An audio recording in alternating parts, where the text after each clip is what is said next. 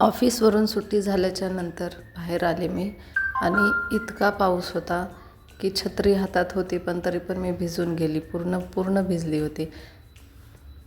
सध्या सगळीकडेच पावसाचं चांगलंच वातावरण झालं आहे.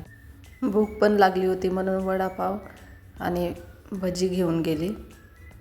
मुलं पण शाळेतून आले होते. अमित आणि स्वरा घरी होते. माहीत आहे बाहेरचं खाल्लं नाही पाहिजे, पण आता भूक लागल्यास करणार काय, पटकन तर तेच भेटतं. हे बघा भजी कशी खाते बघा आमची स्वरा.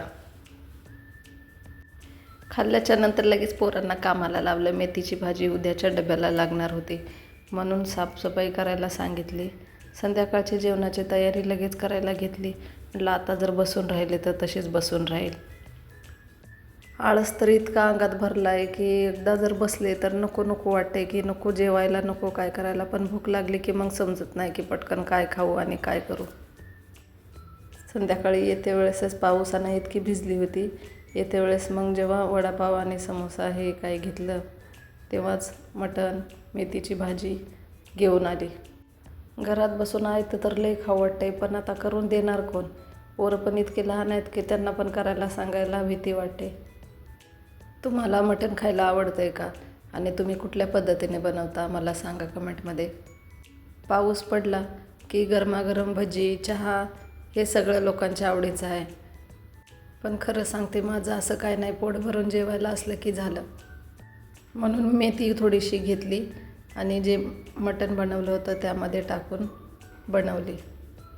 इतका पाऊस पडत होता, पण आमच्याकडे पाण्याचा प्रॉब्लेम अजूनही बंद झाला नाही. सकाळचं फक्त एकच टाईम पाणी येतं आहे आणि सांगणार किती त्यांना की बाबा 10 मिनटं पाणी अगोदर लवकर सोडा, पण नाही, 7च्या नंतर पाणी सोडतात. त्याच्यामुळे घरामध्ये किती पसारा आवरला तर भांड्याचा पसारा अजिबात कमी व्हायला मागत नाही. बाहेरून तुम्हाला अगोदरच सांगितलं होतं मी की बाहेरूनच आणते मी, जसं की प्लेट्स आहेत, ग्लास आहेत, पण आता भागत नाही ना त्याच्यावरती सगळं.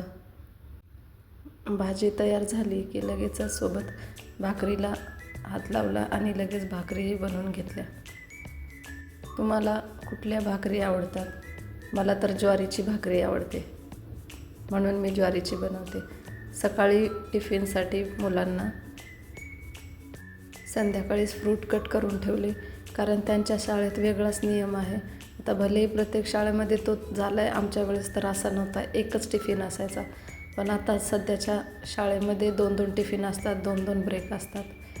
ते कटिंग झाल्याच्या नंतर लगेच जेवायला घेतलं आणि जेवण करून घेतलं. चला तर मग बाय. व्हिडिओ आवडला असल्यास लाईक करा, शेअर करा.